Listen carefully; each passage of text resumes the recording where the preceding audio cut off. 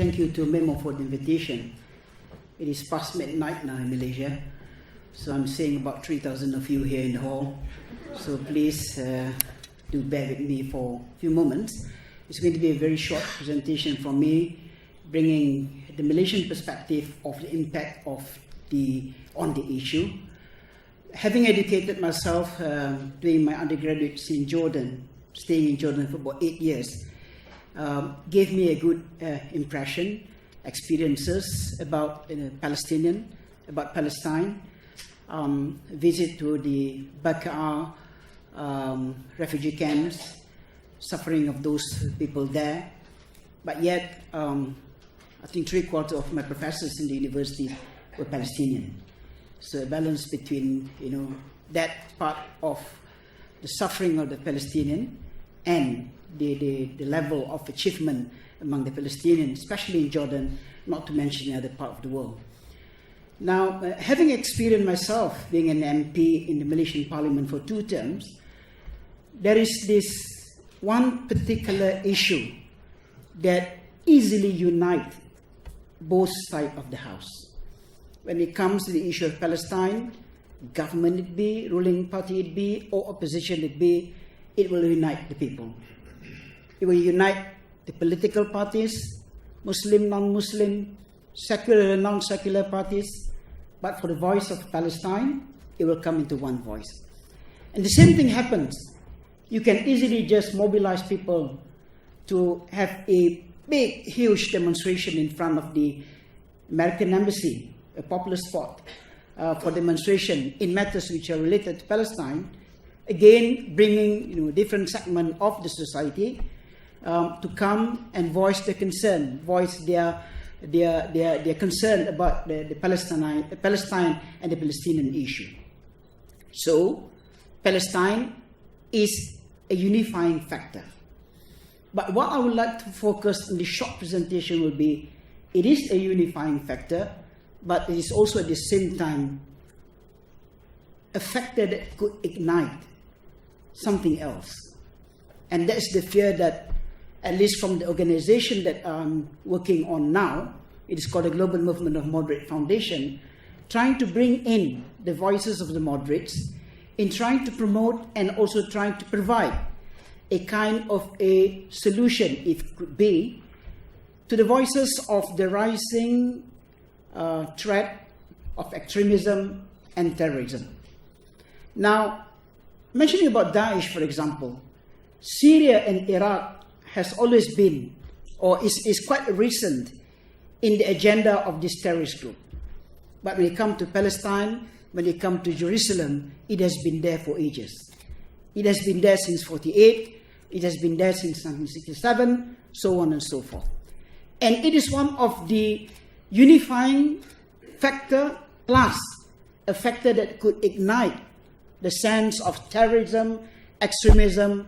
For example, the declaration of the Malay archipelago from that part of the world, from Indonesia, Malaysia, Philippines.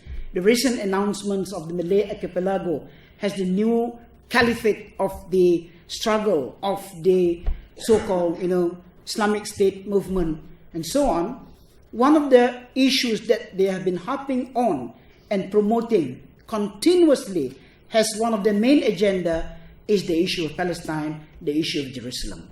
What not, plus the current announcement on the capital, shifted from Tel Aviv to Jerusalem.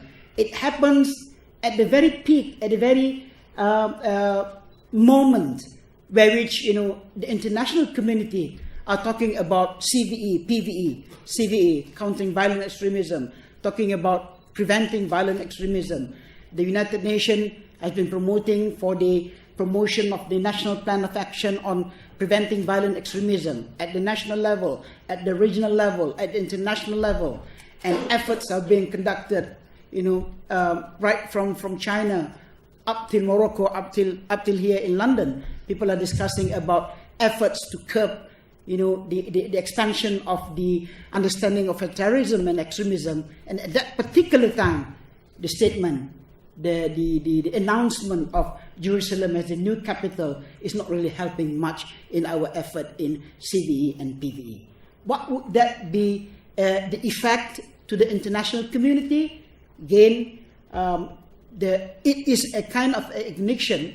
It is a kind of a sparking point where which it is going to be used by the terrorist group, by the extremist group, to promote their agenda by using Jerusalem, by using Palestine as one of their main target or main issues that they are promoting. So my concern in as far as the impact is concerned to the international community, especially for us, for example, in that part of the world, the largest Muslim community in the world, Indonesia, 248 million,